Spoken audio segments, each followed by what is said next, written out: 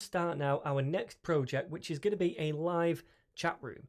Now I've got two browsers open here, and the idea is that someone is in this browser halfway across the world somewhere, and I'm on this browser in my office. So these could be two separate people on the same website in this chat room. So if I now go to, say, a chat room like general and then type something saying, hey everyone, and press enter, then notice Mario, that's the name of the person typing this message, says hey everyone, and we have a time underneath. And also if I choose the general chat room over here, we can see that message as well. Now if I wanted to, I could reply back and say hey smiley face, press enter, and notice it updates here and over here in real time as well, because we're both in the general chat room. Now also notice when I type over here my name is Mario, and when I type over here my name is Anon for anonymous. That's because I've already updated my name over here and not over here. So let's do it over here. I'm going to change this to Luigi and press update, and now we can see your name was updated to Luigi. So now I could say something like fancy a game of Mario Kart, press enter, and now we can see Luigi said this message and Luigi said this message. Now also we have all these different chat rooms at the top, so if I wanted to switch I could go to gaming and then say something like can someone help me complete Zelda, and press enter, and now we have that in the gaming channel. And if I go to the gaming channel over here I can see that message as well. I can say sure dude anytime. Okay, so this is what we're going to be building, a live chat room with different channels or different rooms, and we're going to be building this with the database we learned about in the last chapter, and that was a Firestore database. We're also going to be using a lot of other things we've learned so far as well, such as classes and object-oriented programming. So let's get started by setting up this project. So then notice first of all I've created this chat project folder, and inside here we just have an index.html file. Now this is completely blank, so let's type doc and tab, and then in the title we'll call this Ninja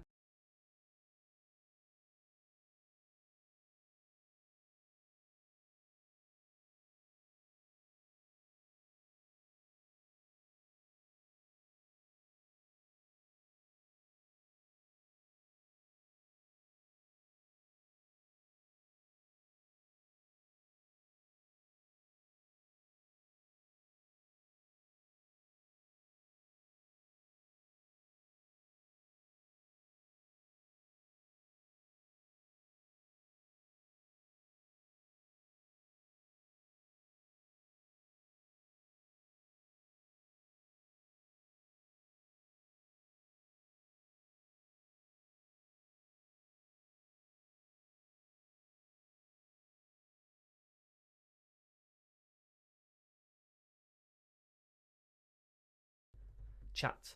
Okay, so now we need to add our scripts. So there's going to be 3 scripts for this project. So I'll organize all of these in a new folder called scripts, and in there I'm going to create 3 files. The first one is going to be app.js.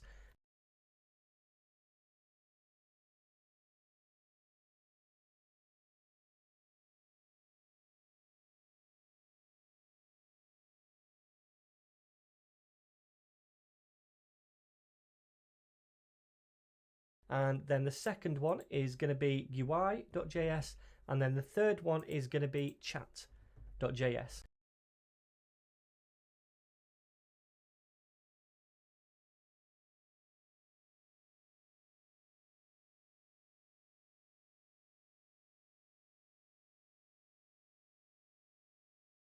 So we have UI.js, which is responsible for all the UI, and then we have chat.js, which is responsible for getting the chats and the data together, and then we have app.js, which is responsible for bringing those two together and running the application. So now we have all those, let's go to index, and at the bottom let's do our scripts. So the first one is going to have a source equal to scripts,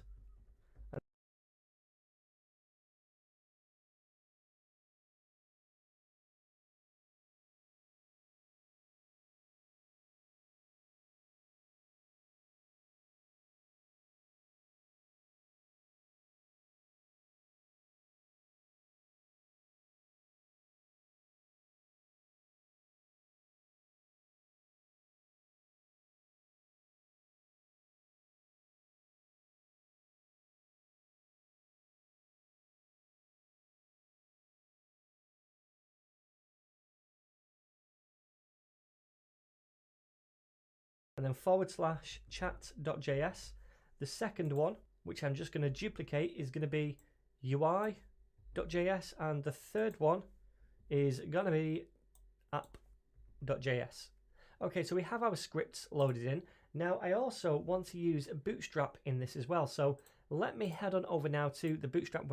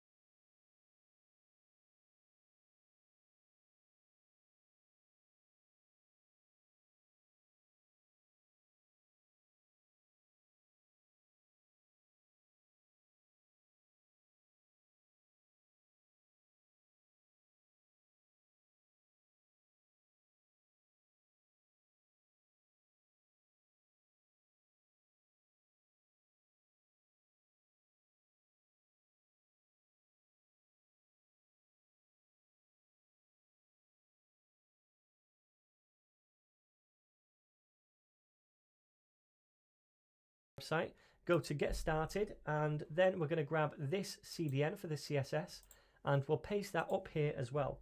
Now finally, I do want my own styles just in case I want to add anything else to the CSS, so we'll create a new file inside chat project called styles.css.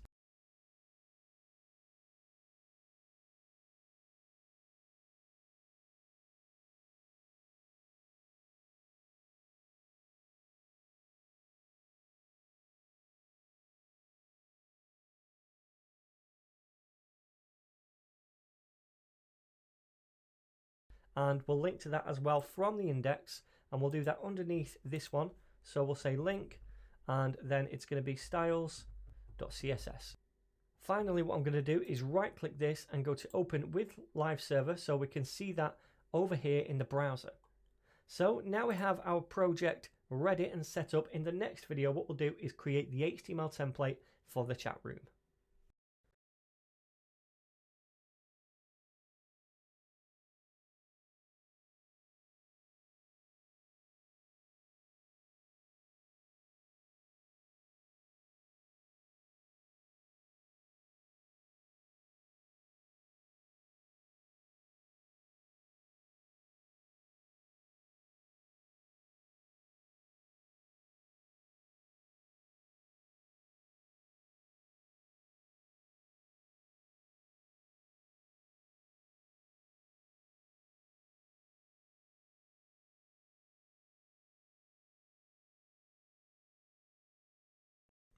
Alright then gang, so it's time to start now our next project, which is going to be...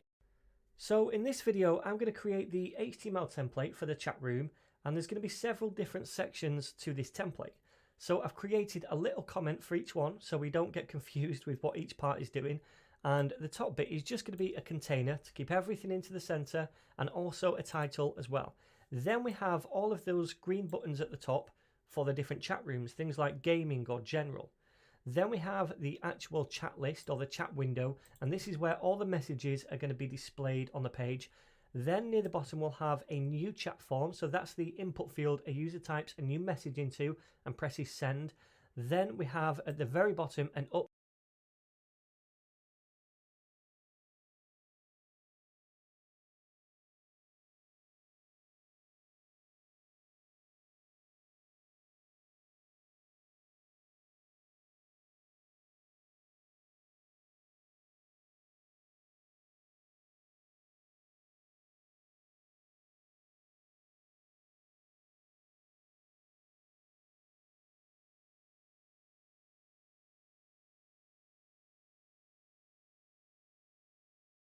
update name form if you want to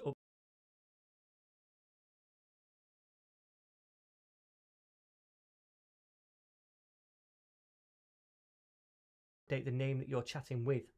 So then, first of all, let's do this container at the top and the title. So we need a div with a class of container and also a class of ny-4 to give this some margin in the white direction.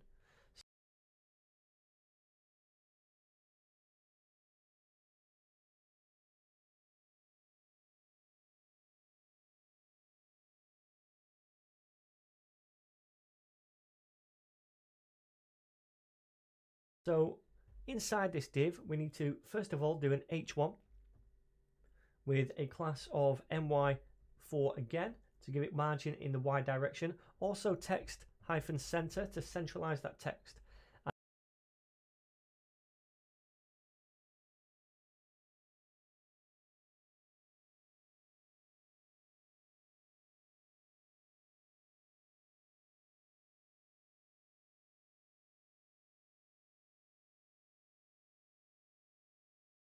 And inside we'll just say Ninja Chat.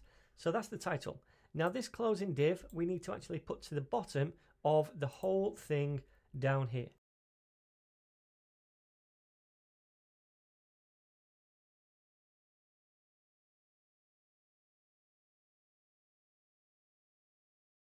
So now we have this div which is containing everything. And in fact what I'm going to do is just bring that out one, bring this out one, and bring this out one as well, just so we have the right indentation now for the rest. Okay, so for the next lot of sections, I'm actually just going to copy and paste from my GitHub repo, because I know you probably don't want to sit there and watch me for 15 minutes type out HTML. So I'm going to copy the first section first of all, which is for the buttons at the top, and I'll walk through this.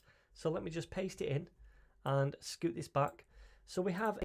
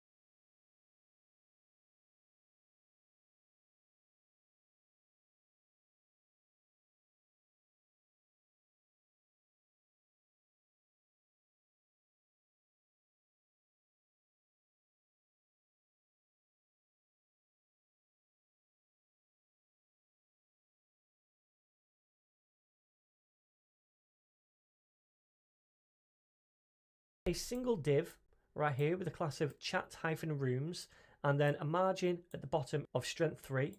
Then we have text-center to centralize everything. We have almost like a little title saying choose a chat room, and then we have 4 buttons. So each one of these has a class of button to stylize it, and each one of these has some different text. So gaming, general, music, ninjas, etc. Now the ID of each one of these also matches what channel or what chat room that is. So general, gaming, music, and ninjas. And we're going to use this ID later on to update the messages that we show when a user clicks on one of these different rooms. So if we preview this so far in the browser, it's going to look something like this. Okay.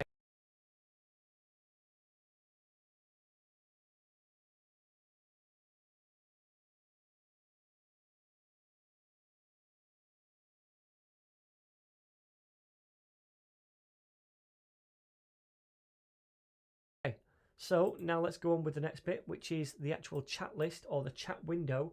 And that's very simple. I'm going to copy this and paste it in down here. And this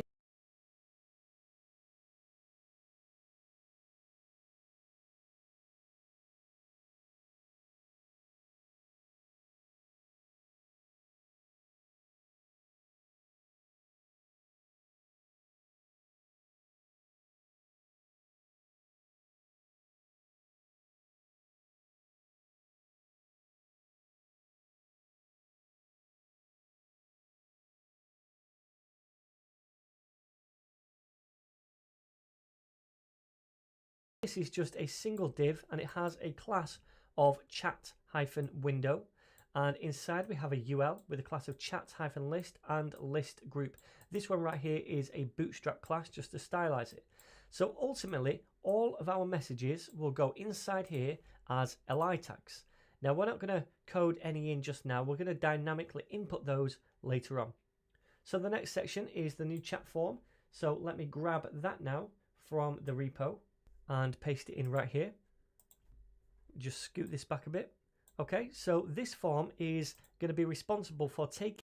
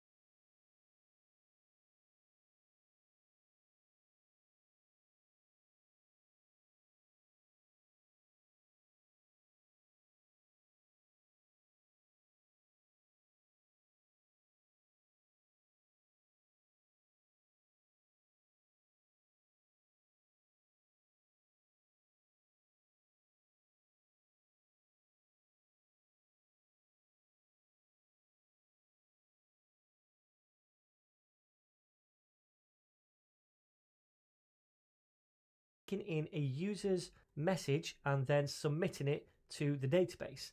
So we have a form with a class of new chat. We give it some margin in the Y direction. Then we have an input group right here. Inside the input group, we first have something before the input, which is going to be a little bit of text to say your message. Then we have this input in itself, where we actually add the message, and this has an ID of message. And then finally, we have a div at the bottom to append something to the input group, and that is going to be a submit button. So if we preview this now, it's going to look something like this. Okay, That's starting to look better. And then finally, we need the last form, which is to update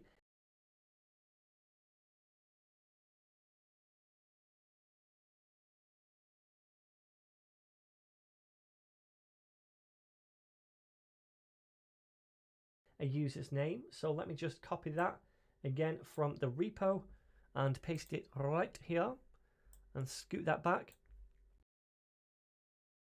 So again,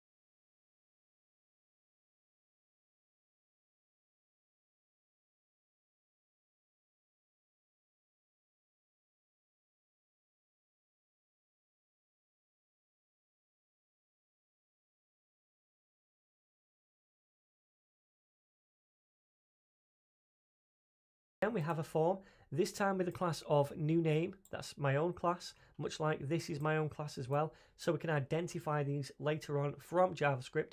We give it a margin in the Y direction. Again, we have an input group, and inside that we prepend first of all some text. Then we have the input itself with an ID of name this time.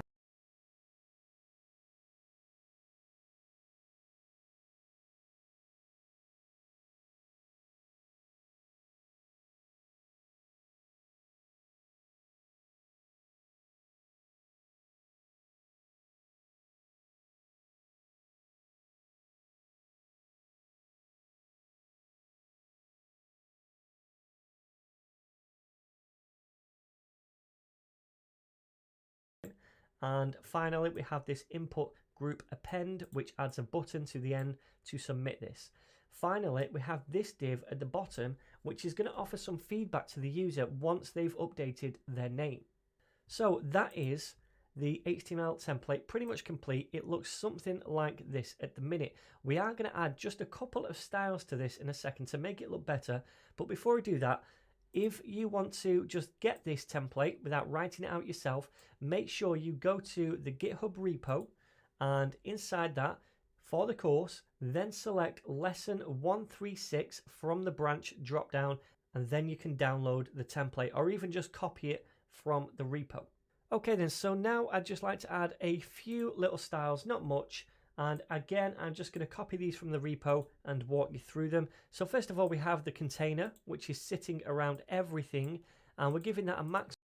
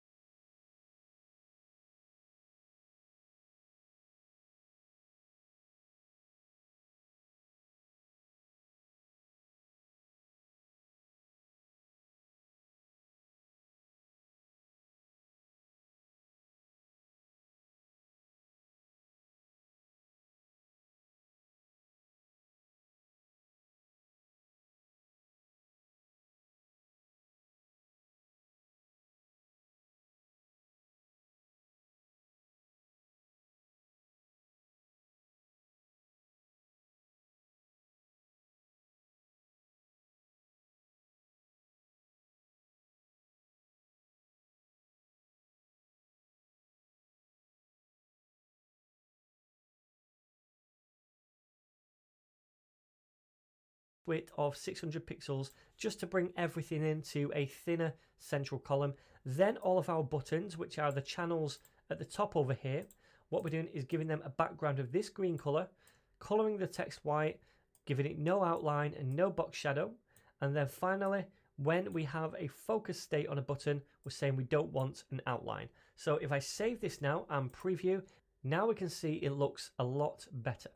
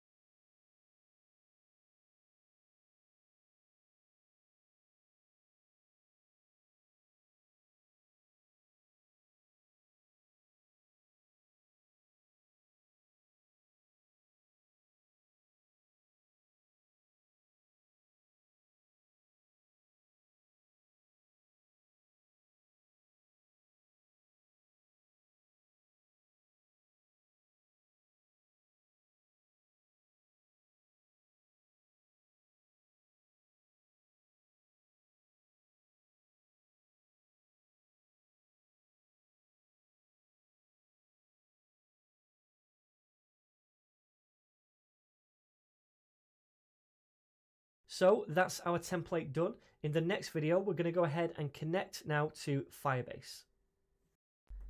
So now we have the HTML template sorted. What I'd like to do is hook up our application now to the backend Firebase.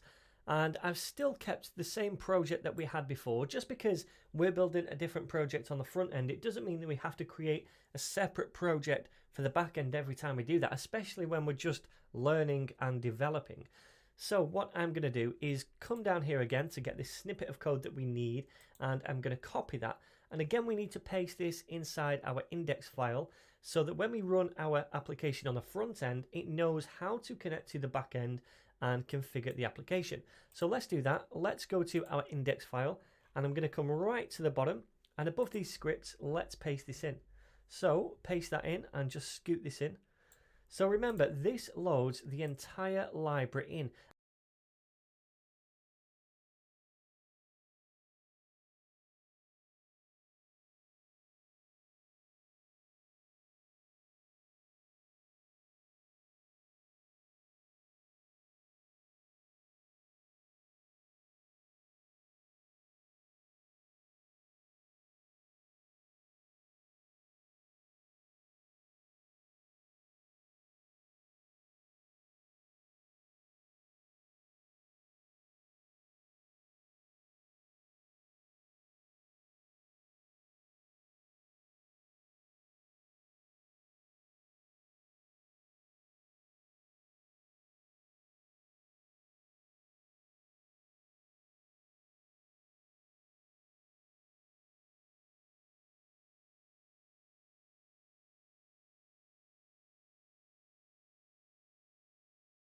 And we don't need all of the library, we just need a couple of the features. So the way we did this was by first of all saying load in firebase-app, and that is the core base library that we need. And then we also loaded in the Firestore, so we say firebase-firestore like that. So now these are the only two things we need. And down here we can also initialize the database and store that reference in a variable so we can use it later on. To do that, create a constant. I'm going to call it db and set it equal to firebase.firestore like this. Now what I'm going to do is actually just test this in the browser to make sure we don't have any warnings or errors. So let's go to our console over here and we can see there's no errors. I'll just refresh just in case and still no errors. Awesome. So that's really all we need to do on the front end to connect to this back end. But in the back end, I do also want to create a chats collection. So I'm going to go to the database and I'm going to create a new collection when this eventually loads called chats. Now, just before I do this, you don't have to create this collection yet if you don't want to. If we didn't create this collection and then later on at some point we try to add a document from the JavaScript to this collection, then when Firebase over here receives that request to add something to the chats collection, it's going to look at these collections and say, well, I don't actually see a chats collection. So what I'll do is I'll create one for you and then I'll add that document in there. So that's what happens. We don't have to actually add the collection first of all, but I still am going to do this because I also want to add a couple of dummy documents. I was just letting you know that we don't have to manually create this every time. But anyway, let's call this chats. That's the collection name. And now it's asking for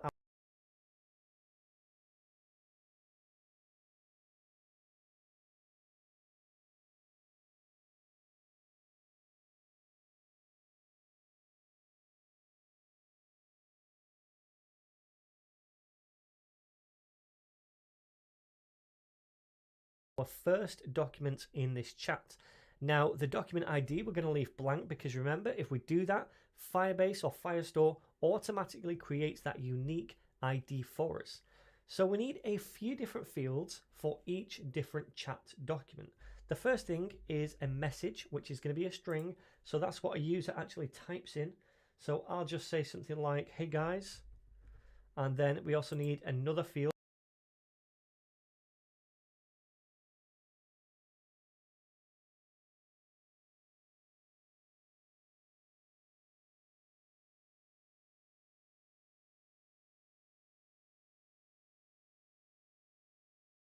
That is going to be the username, which in this case is going to be a Yoshi.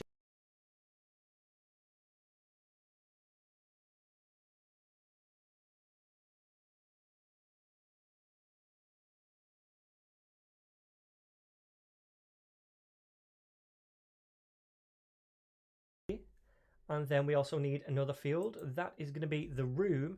Now, the room is whatever room a user is going to be in at that moment in time. Now, that could be general, gaming, music, or ninjas. Now, I'm just going to say for this one, general. And that's a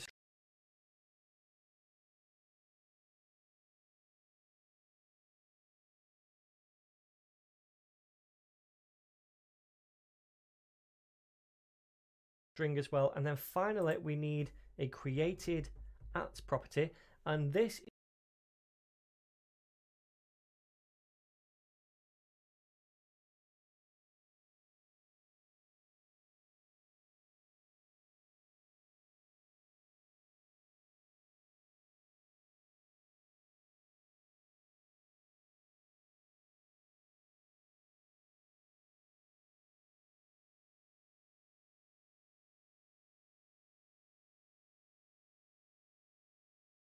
is going to be when the message was first sent. So let me just set this to a timestamp now, and I'm going to set it to today's date, and I'll leave that blank. So now if we save this, it's going to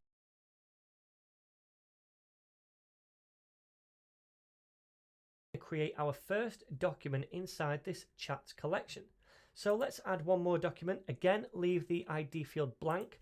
We need a message, and that's going to be a string. This time it will be Yo Yoshi. And the next one is the username.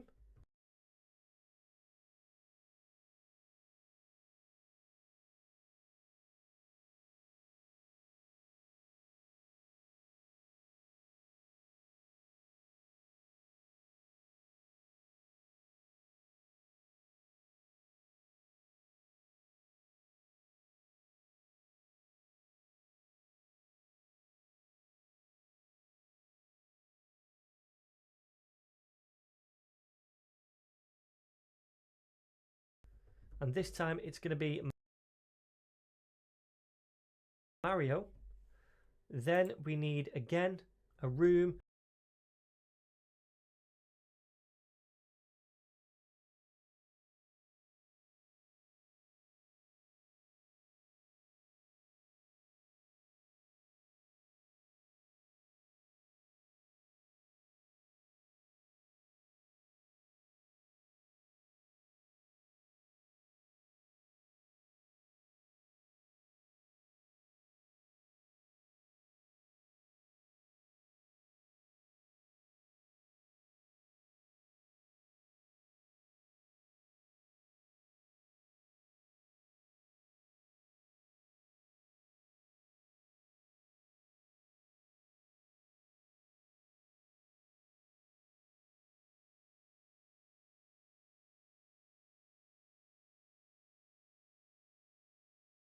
which will be general, and then finally created at, and this will be a timestamp, and again I'll make it today's date.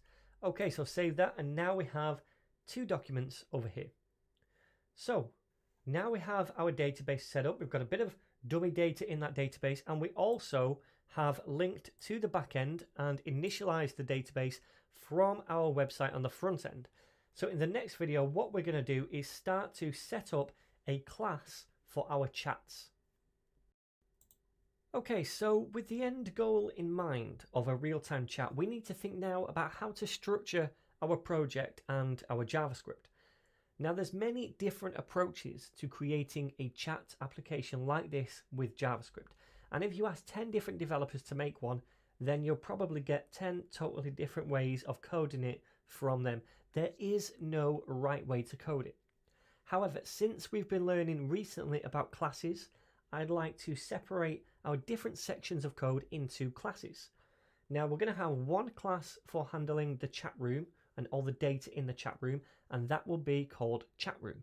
And we're going to have another class for handling the UI of the chat room, and that will be called chat UI. So over the next few videos, we're going to be focusing on the chat room class, and that is going to be responsible for handling all of the chat room data and interacting with the database and the chat collection. So let's think about the different things that we need this chat room class to do. So I've already written these at the top right here. So the first thing we need this to do is be able to add new chat documents to the chat collection. Then we also need it to be able to set up a real-time listener to get new chats whenever they are added to the database. We also need this chat room class to be able to update the username when a user types into this form near the bottom. And we also need the chat room to be able to update the room when a user clicks on one of these different rooms at the top. So they're the four main things we need this chat room to do. So let's start off by creating this class. I'm going to say class and then chat room, and inside the first thing we need is a constructor.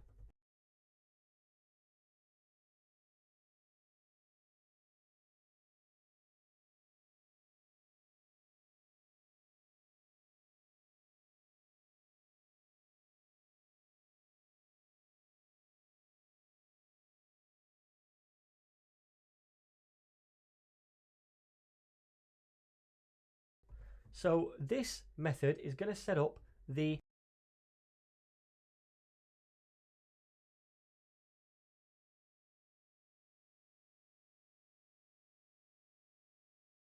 initial properties on the chat room instance. Now we're going to take in a couple of parameters, and that is going to be the room and the username. So when we create a chat room instance, we're going to pass in a room, and that's going to be a string of one of these, general, gaming, music, or ninjas, and also the username, so whatever the user is called. So what we'll say is this dot room now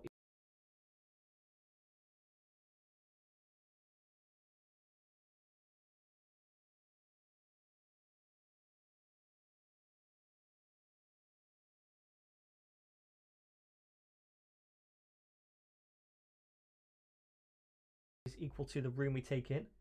Then this dot user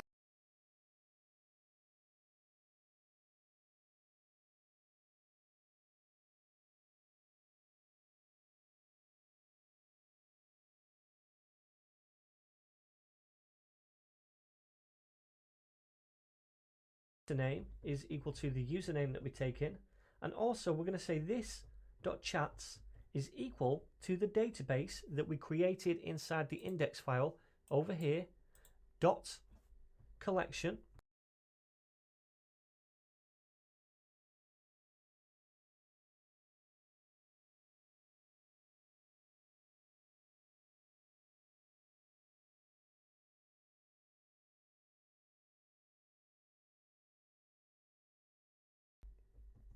and we want the chats collection. So we're storing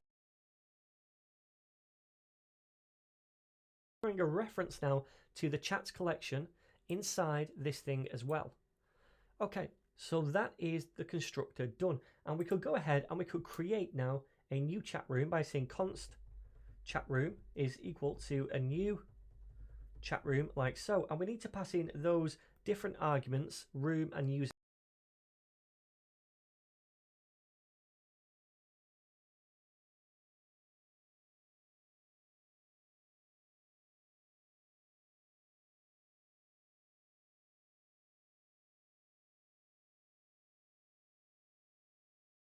name. So the room is going to be gaming, for example, and the username can just be Sean.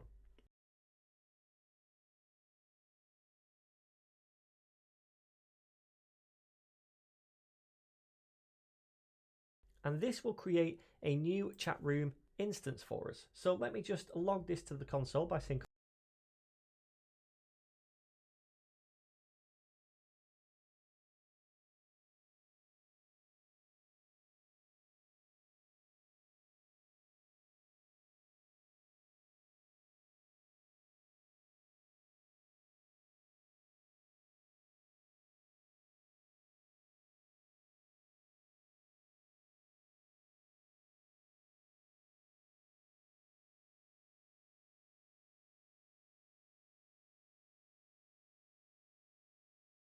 console.log and the chat room, and we'll see what this looks like. So save that, and we can see over here we have a new chat room now. This chats is a reference to the chats collection in the database. We have a room and a username as well. Okay, so we've done our constructor. The next thing we need to do is a method to add new chat documents. So this is going to be an asynchronous method. It's going to take some time to do. So let's say async first of all to make this an async function, and then call this add chat.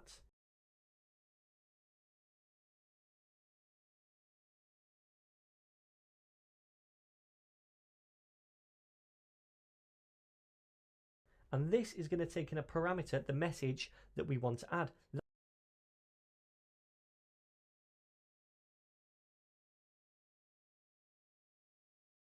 That is ultimately going to be a string.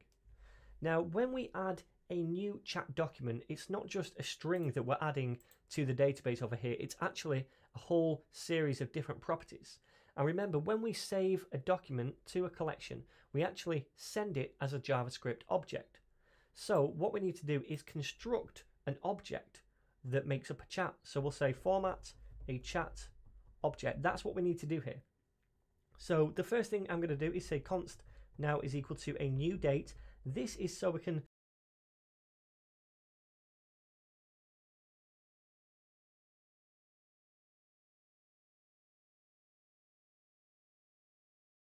access when the user has submitted this chat. That's the first thing.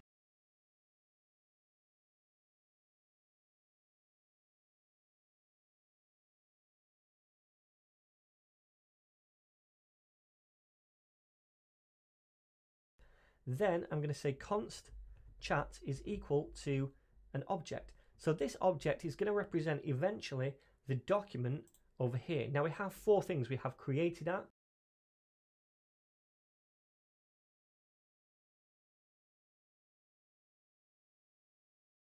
we have message, we have a room and username. So let's add those on.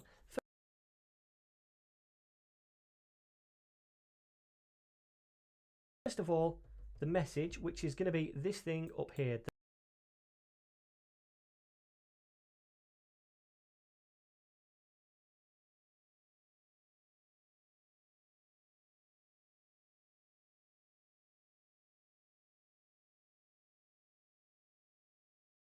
message. So I'm going to say message is the message. Now I could use ES6.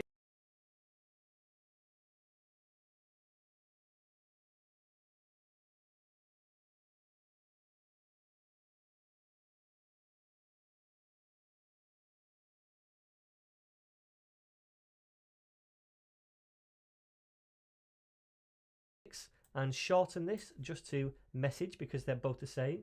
And then the next thing is going to be the username. So I'll say username is going to be now this.username. So whatever username we pass in, and we're storing on this instance. And then we also have the room, which is this.room.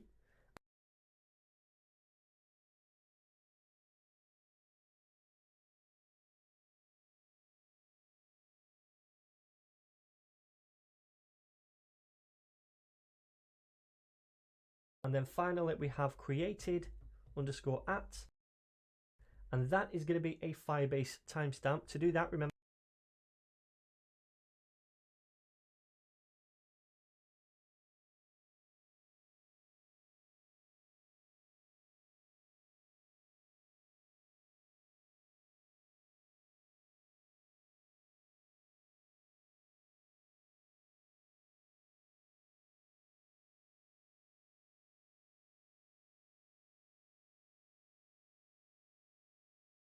we say Firebase dot firestore dot timestamp with a capital T, and then we say from date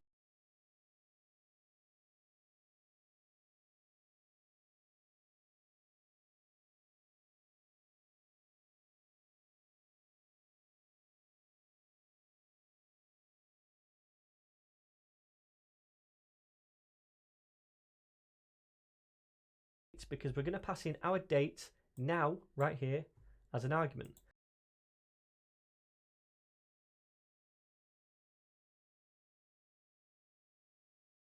So it creates a timestamp object based on this date right here. We don't need that semicolon. Okay, so now we have this chat object.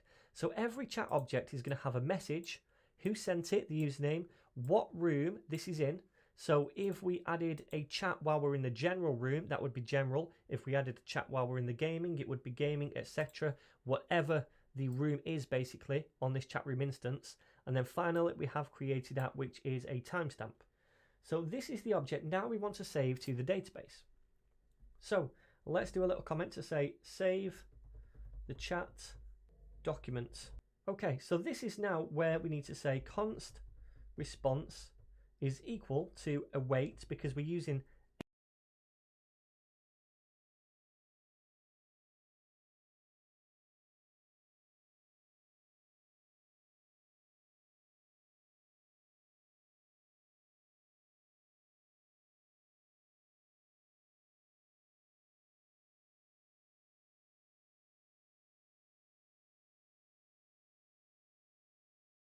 async await right here, and we use await in front of something that is going to return a promise, something that takes some time to do, and that is going to be this dot chats to get the reference to the chats collection. And then remember, we normally say dot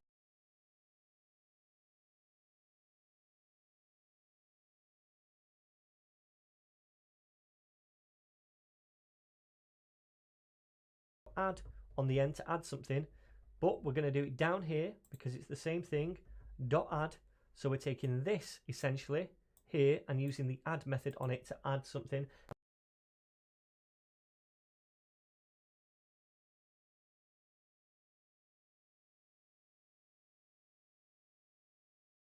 And what we want to add is the chat, and that is this object that we just created.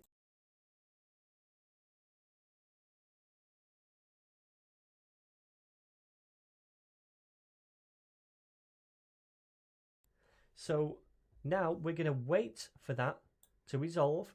Then whatever response we get, we're going to store in this. Now, we're not actually going to be using this response because we don't really need whatever comes back as a response from Firestore. But we'll take it anyway, just in case we do use it in the future, and we will return the response as well. Now, another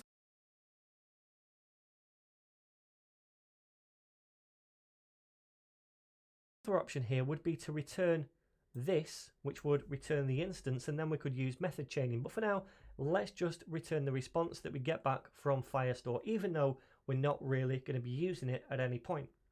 But anyway, that is now our add chat method done. We're taking in a message, which is a string, getting a new date, which is when the chat was added, making a chat object with all these different properties, and then we're waiting for that chat to be added using the add method on the chats collection. Then we're returning the response, which we probably won't need. But anyway, now we have that method done. What I'm going to do is try using this method. So I'll say chatroom, which is our instance of the chatroom class, then use the add chats method. Now we need to pass in a message, which is a string. So I'm just going to say, hello,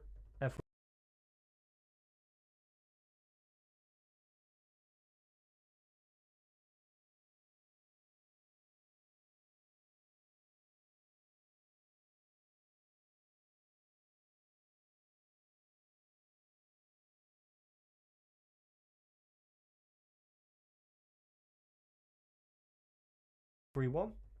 And then, because this returns a promise, then I'm going to tack on the .then method, and inside here, in fact, we'll just format this a bit differently, put that up there. Inside here, we're going to fire a callback function.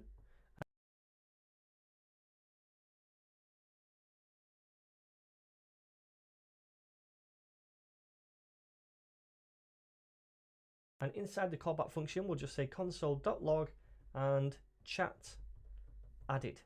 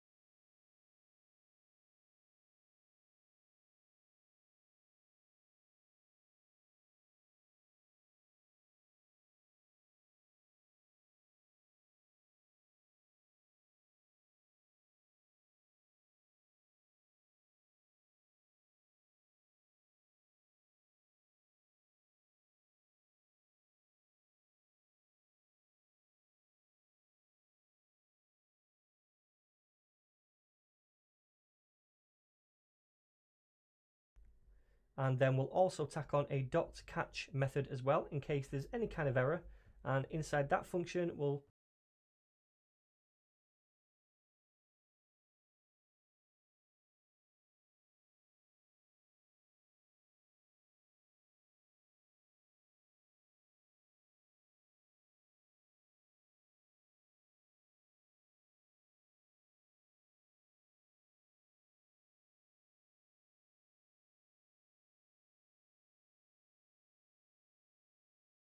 console.log the error. Okay, so now let's give this a whirl. So if we start up this file now, because chat.js is loaded right here, it's going to run, it's going to create this class, and we're making an instance of that class. This is the room, and this is the username that we pass in. Then we're using the add chat method, and this is the message we want. So let's see if this works. We should see this new document now inside Firestore. So I'm going to save that and look over here. We can see now the chat was added because that was the callback function right here. And if we go to the database, we can see now we have an extra chat. If we click on that, it's this one. We can see hello everyone for the message, which is what we passed through over here. Hello everyone. Oops, we don't want to delete it. And we can see when it was created. We can see the room, which is gaming, and username, which is Sean. So we know the room is gaming because we passed it in there, and we know the author is Sean, or the username, because we passed it in there. So that's the first step done. We now have our chat room class, and we now know how to add chats using this class. The next step is going to be to set up a real-time listener in this class right here so that we can retrieve documents when there are changes in the database. So now we have this bit of functionality in the chat room class. The next bit of functionality we need is to set up a real-time listener to get new chats every time one is added to the collection. So let's come down here and now let's create a new method. Now this is not going to be an async method because it's not going to be a one-time call. We're not just going to ask for the chats once and then wait for those. What we're going to do is set up a real-time listener which is going to return a response every time there is a change. So instead of this being async, it's going to be a regular method and we'll call this get chats. Okay, so this method right here, inside, we need to take this .chat, which is our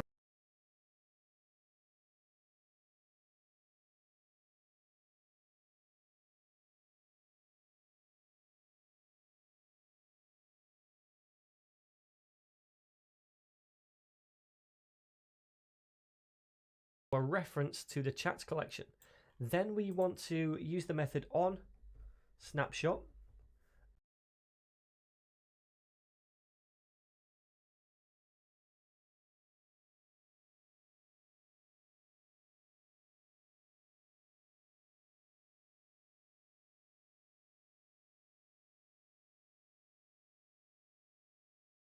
And when there is a snapshot, we want to take that snapshot and do something with it.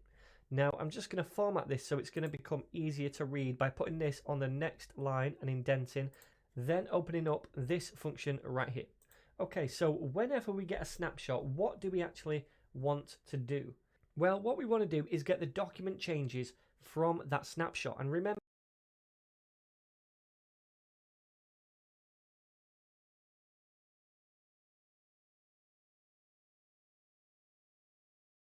we can get these using a method on the snapshot called docChanges.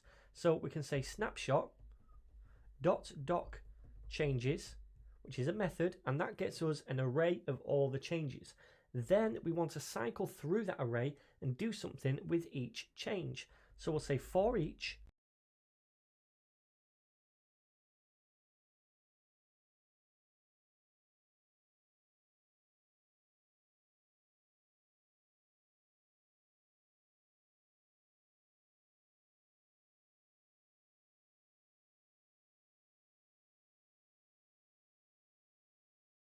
and then passing each change as a parameter to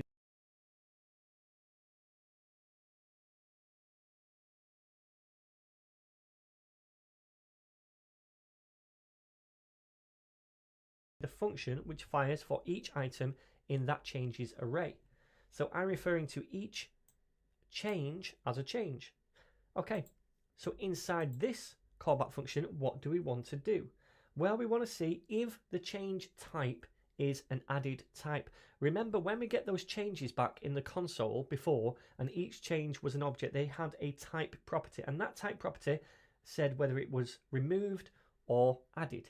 Now we want to check to see if something is added, because when something is added, we ultimately want to output it to the chat window. So we'll do that little check. We'll say if, and then the change.type is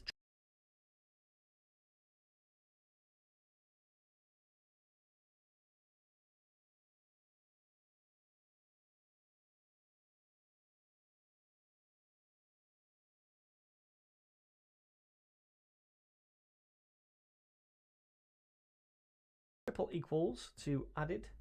Then we're going to do something.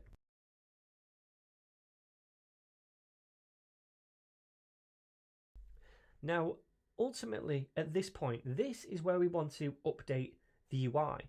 So let me just write that.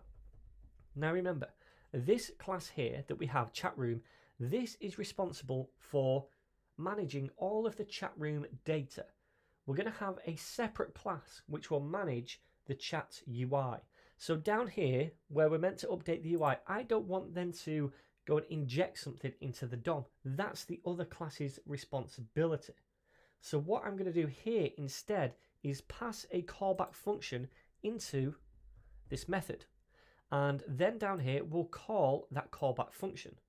So for example, if I call this down here, I'm going to delete this stuff and I'm going to say chatroom.getChats, And then inside here, we pass a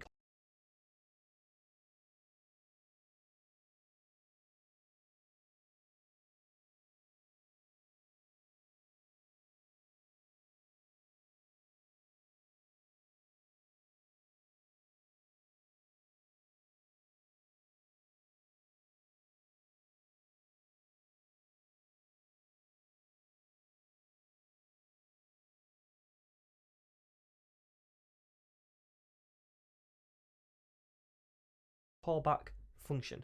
For now, I'm just going to define this as an arrow function like so.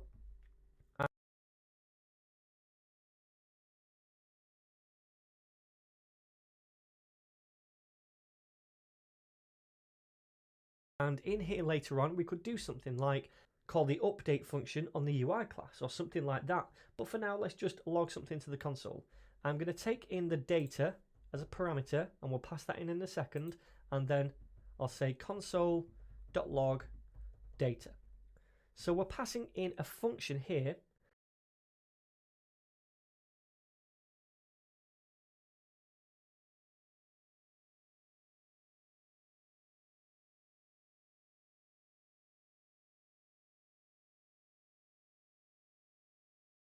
As an argument to this method. We take that function in and we refer to it as callback. Then here we can call that function, so that's invoking this function right here. We need to pass this data parameter into it as an argument up here, and to do that we take the change that we're currently iterating, because remember we're firing this function for each change. If it's an added type, we take that change, then we get a document reference by saying .doc, and then we get the data by saying .data, which is a function.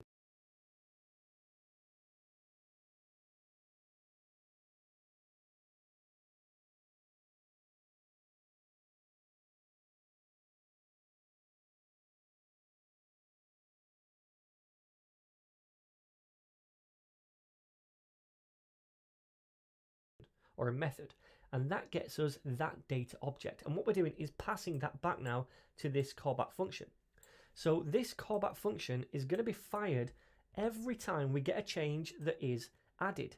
Now when we first load up the application in the browser, it's going to look at the database and it's going to consider all of the documents here as initial changes, and all of those are going to be added types to begin with. So we'll find out that this is going to fire 3 times. It's going to take the data from each of those documents on those changes, and it's going to pass that into this callback function, which is currently just logging the data to the console. That's all we're doing at the minute. So let's give this a whirl. We should see those 3 documents inside our console. I just saved that and I'm going over here, and now we see it takes a second, but we get these 3 documents right here, and we can see the message, the room, the user, etc. in each one of those. Now if I was to go and add a new document over here, which I'm going to do, I'm only going to add one of the fields because this is just a test, and it will still add out here because it's a new document of added type. But anyway, all I'm going to say is test for the message, save it, we get that new document, and we should get that right here, which we do because we now have this new real-time listener set up. So every time there's a snapshot, then it's going to fire this thing down here, check if it's an added type, and then if it is, it's going to call the callback and pass in that data, which we fire down here. So all we need to do is call this method once, get chats, and that sets up this real-time listener. So now every time data is added to our collection, new chats, we can retrieve those and do something with them inside this callback function. So currently inside this getChats method, when we set up the real-time listener using this onSnapshot method, we're getting back every single document change, and it doesn't matter what chat room that change is for. So if we look over here, we can see we're getting all of these different objects back, and the room could be general, it could be gaming, it could be something else. If it was music and ninjas, it would still be here. We're retrieving all of those documents back. Now when we set up the chat room instance over here, we said we were in the gaming chat room. So when we create an instance like this, it would be nice to only listen for document changes which have a room property of gaming, so that we only get those documents back, just the gaming ones and not the general not the music, not the ninjas, etc. So to do that, we need to use a complex query, and that is the where method. So after we get a reference to this .chats right here, which is the collection reference, then we can use a method called where. And this method is basically going to allow us to get documents from a certain collection where a certain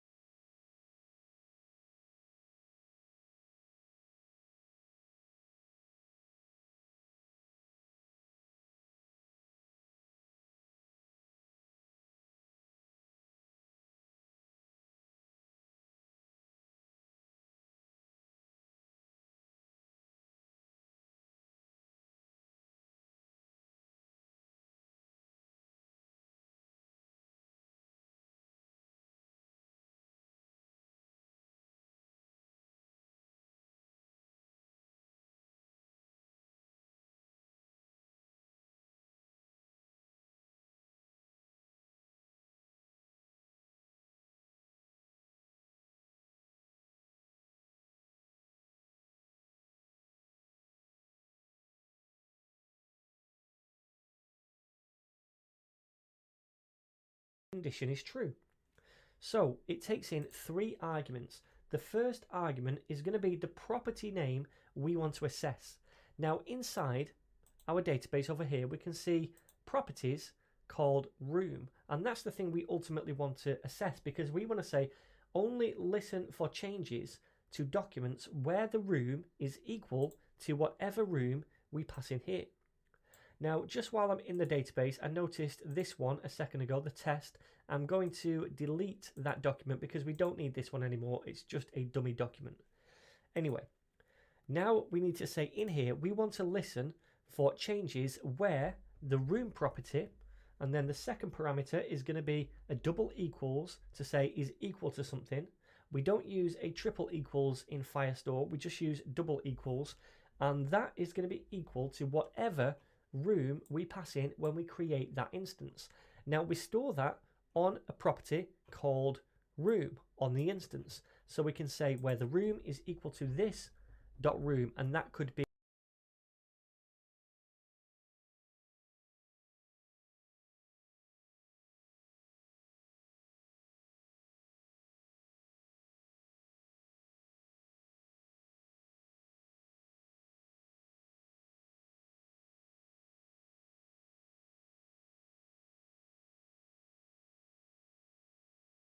In this case, gaming, but it could be something else like general or ninjas or music.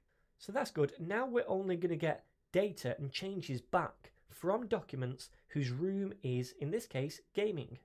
So we're attaching that snapshot to this query now. That's absolutely fine. So if I save this and test it out over here in the console, we can see now we only get this one object, and that's because the room is gaming. But if I change this to general and save this and reload, then I'm going to get the general objects back, because that is the chat room that we're looking for. So that's the first step done.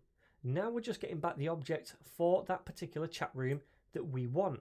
And we are going to look at how we can change the chat room on the fly later on when we click these buttons. And at that point, we're going to be changing what documents we're listening for, etc. But for now, it's good enough that we can listen to a particular set of objects based on whatever value we pass in as the room. So that's the first step done. Now, the next thing, when we get data from Firestore, it doesn't automatically order that data in any kind of way. It doesn't order it alphabetically, it doesn't order it by created at, etc. So what we want to do when we're showing messages, we want to order them in time or date order, basically by this property right here, created at. So again, we can chain on that functionality to our query. So I could say after where, because now we're getting certain documents where the room property is equal to this. So that's a reference to those documents. Then I can say I want to order these by something. And to do that, I use an order by method. Now this takes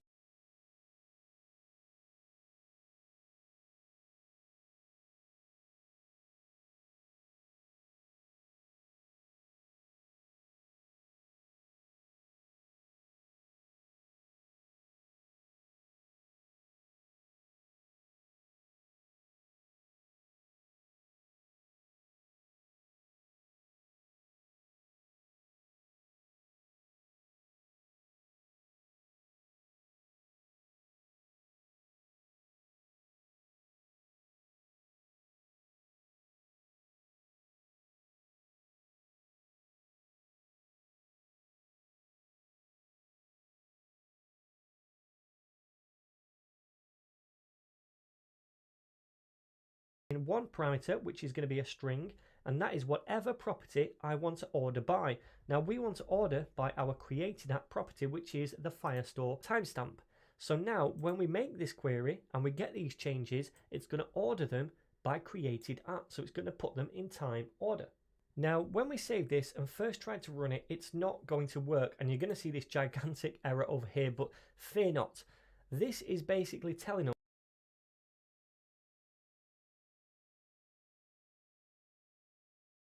that this query that we're making, where we're trying to order it by the created at property, is not valid yet because the query requires an index. So basically, it needs a little bit of configuration over here on our database in order to go in and order them by the created at property. But that's easy to do. All we have to do is follow this link it provides us with. So click on that. We just need to click create index to create this index.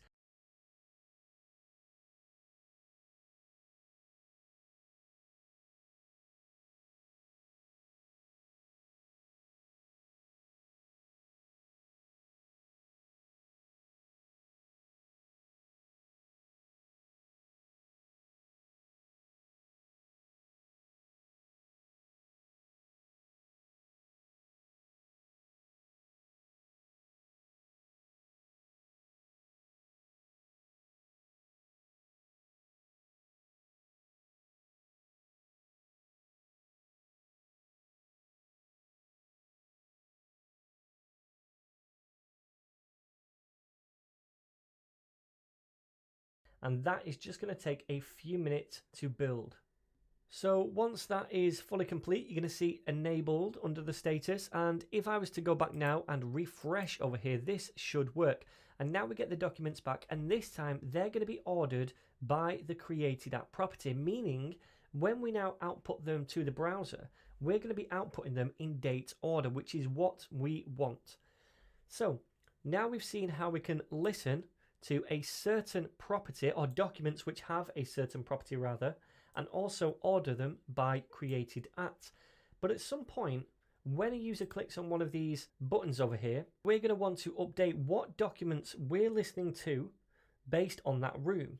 So we're essentially going to want to change the room property over here and then reset up a listener to listen to those documents with that room property. So we'll see how to do that in the next video. So now in our chat room class, we've done these two things. We've been able to add new chat documents and also set up a real-time listener to get new chats. Now the other two things we need to do, update the username and update the room, we'll tackle in this video. So first of all, let's update the username because that's relatively simple to do. What I'm going to do is make another method down here after get chats, and I'm going to call this update name. So this is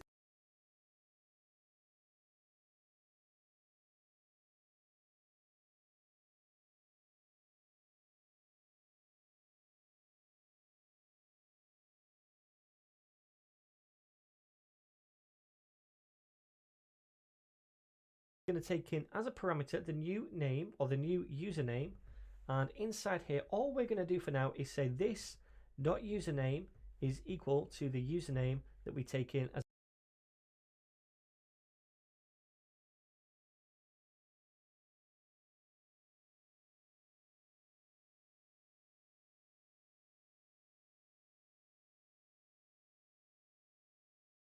a parameter. So all we're essentially doing is updating the property username on this instance of the chat room.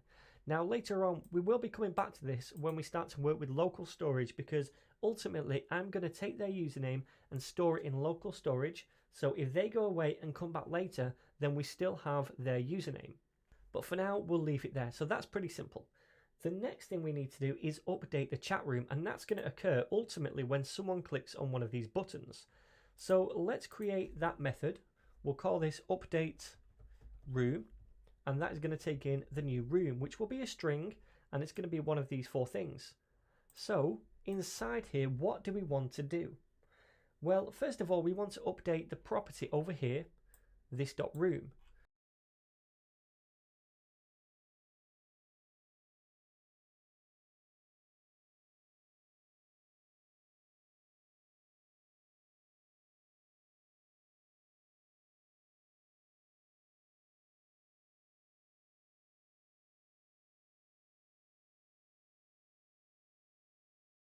To this new room we pass in. So we'll say this dot room is now equal to the new room which we have just selected. After this we'll just say console.log, just so we know as developers, room updated. Now what I'm going to do is come down here and I'll say chat room, which is our instance of the chat room class, dot update room, and I'm going to pass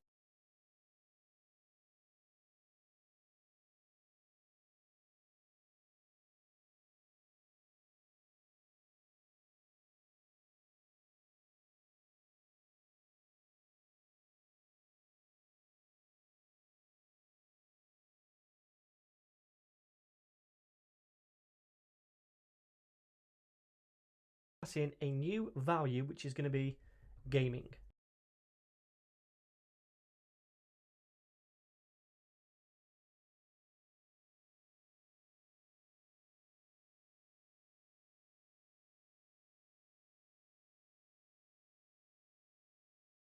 Okay, so now all I'm doing is updating the room to the gaming channel, and if I save this then you're going to see room is updated, so that worked. However, all it's doing is updating this thing right here. We're still listening to documents where the room is equal to the initial room we passed in, because when we set up this real-time listener, we're doing it when we first call get chats, and when we do that the room is general. Then we change the room, but we're not resetting up a new real-time listener now. It's still listening for any document where the room is the initial room we pass in, general. So what we need to do at this point when we change the room is first of all unsubscribe to changes from these documents, because we don't want to listen to the initial room documents anymore. So we need to unsubscribe from those first of all. Now remember, this returns a function, and that is the unsubscribe function. So let's store this inside a new value. And what I'm going to do is make that value on the class instance. So up at the top, I'm going to say this.unsub. So we're creating this property, but I'm not setting it equal to a value yet. I'm only going to set it equal to a value when we set up this real-time listener. So I'm going to say this.unsub now is equal to this.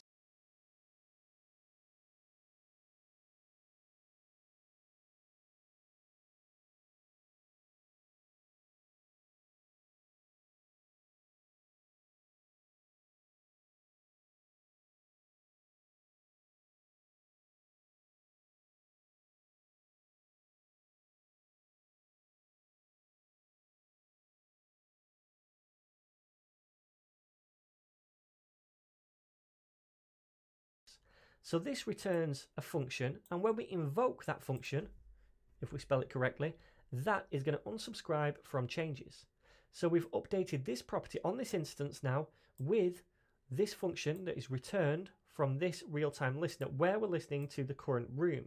So now when we update the room, what we can say is we want to run this.unsub, which is now a function. So when we do that, it's going to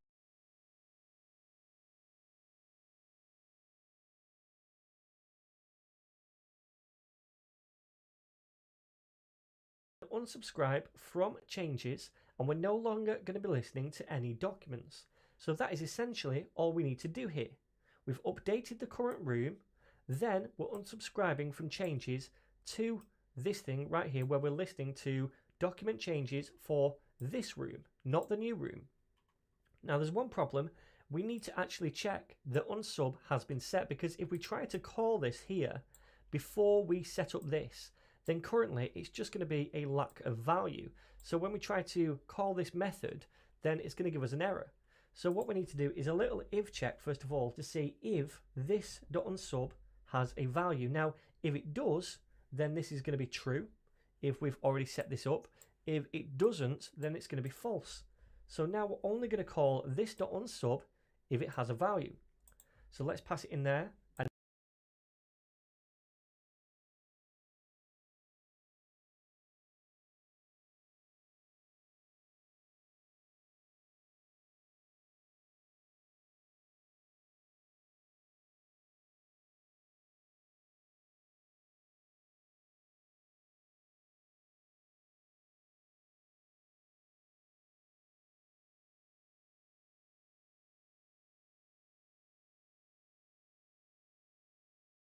And now this is fine.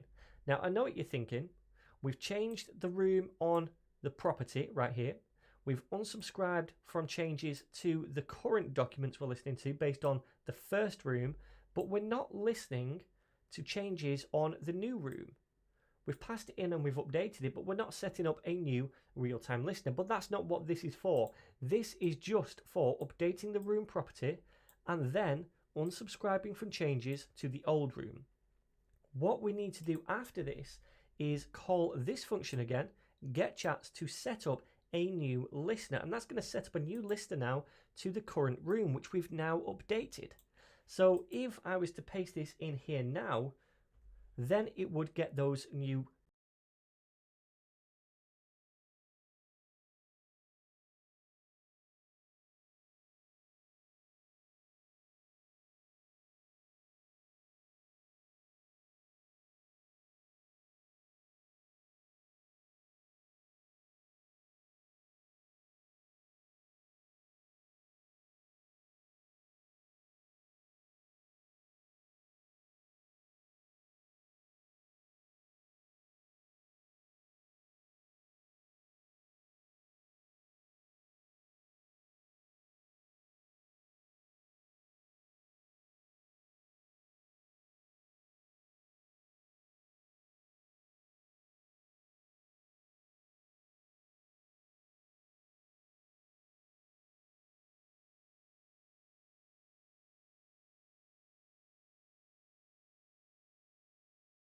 chats based on this value right here. Now I'm not going to do it straight away. Instead, what I'm going to do is cut this stuff, and I'm going to use a set timeout method, and this is basically going to emulate a user changing the room after a few seconds of being on the website. So it's going to fire a function, and this function is going to fire after 3,000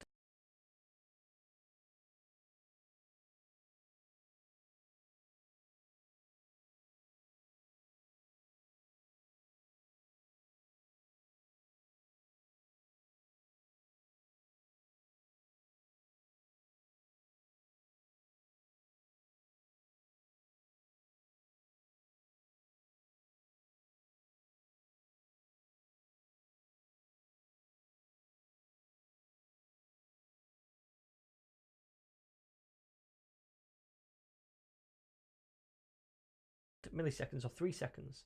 And inside this function, we're going to update the room. So I'm going to say chat room dot update room and update it to the gaming.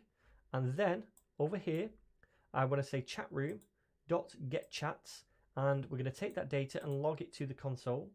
And then finally, we're going to say chat room dot add chat, and we're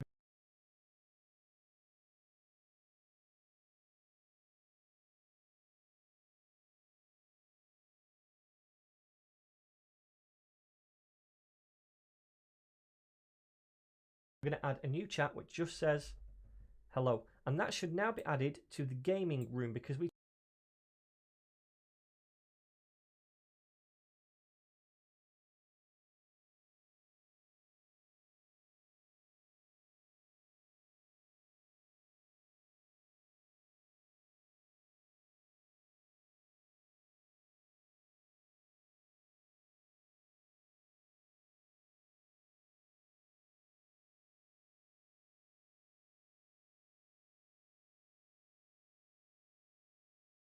changed the room. Now also, I'm going to just make use of this thing, update name. So it was Sean. I'm going to call chatroom.update name and pass in a new name, which is Yoshi. So now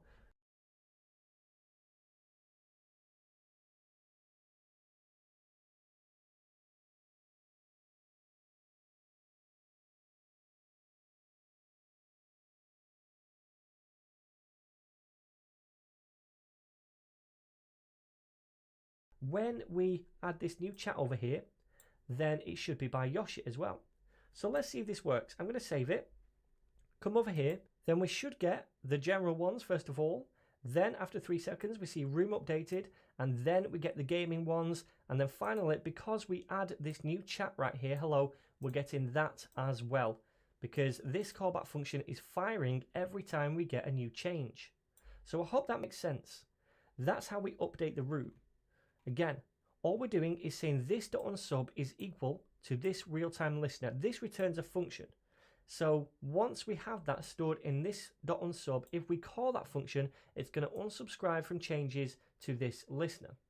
So when we change room down here by calling update room after 3 seconds and change it to gaming, we're setting the new value of room, then we're unsubscribing from changes. So now we're no longer listening to documents inside the general room or any changes to those. Now instead we've unsubscribed from those, and then we're calling get chats again, and we're calling this method up here where we set up a new listener, and this time the room, because it's been updated, it's listening to changes to documents which have the room of gaming. So that's why we get those back now. So now we've successfully figured out how to change the room or update the room and also update the name. And we've completed pretty much everything we need to do inside this chat room class. The next step is to start hooking this up with the DOM and working on a UI class. So we'll start that in the next lecture. Alright, so now we have our chat room class pretty much complete, and it does all of the things we set out to do in this class. So the next step now is to take all the data that we get back from using this class. For example, when we get all the chats right here, we want to take that data and we want to pass it to a different class called chat UI. And that is going to take the data and is going to be responsible for rendering some kind of templates to the DOM with that data embedded into it. Now, before we get started on that class, what I want to do is just delete this stuff down here, and I'm going to grab this stuff where we create a new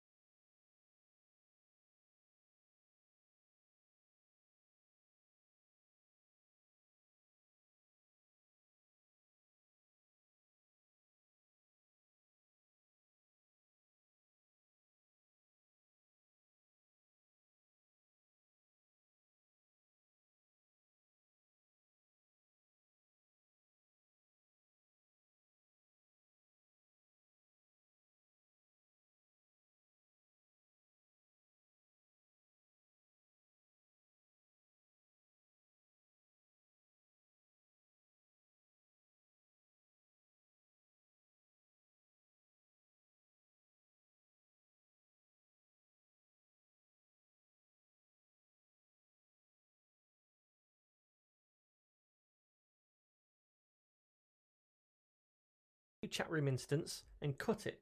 And I'll save this document, then head over to app.js.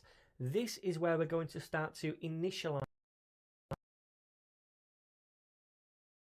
to the DOM with that data embedded into it. Now, before we get started on that class, what I want to do is just delete this stuff down here, and I'm going to grab this stuff where we create a new chat room instance and cut it. And I'll save this document, then head over to app.js. This is where we're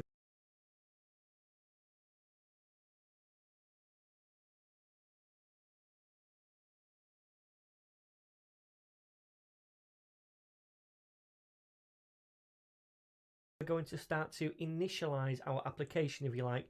We're going to create a new chat room instance inside this file, and also later on a new chat UI instance as well. So this is kind of the file that joins everything together. It's like the glue in the application. So let me paste that stuff in here. So we're creating this new chat room instance right now, and we're still passing in these parameters, General and Sean.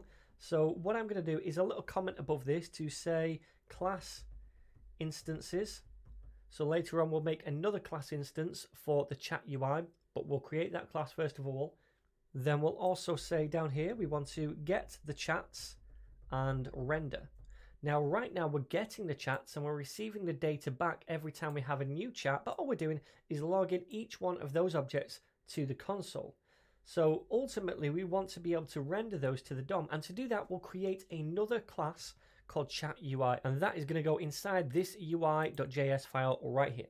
So there's two things we want this class to do. First of all, we want it to be able to render chat templates to the DOM. So we take in a chat document to a function, and then inside that function we render some kind of template to the DOM with that chat information.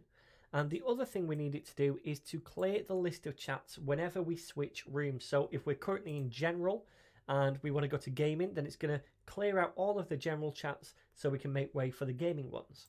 So they're the two things we need this chat UI class to do. So first of all, let's create the class and call it chat UI like so. And inside this class, the first thing we need to do is make a constructor.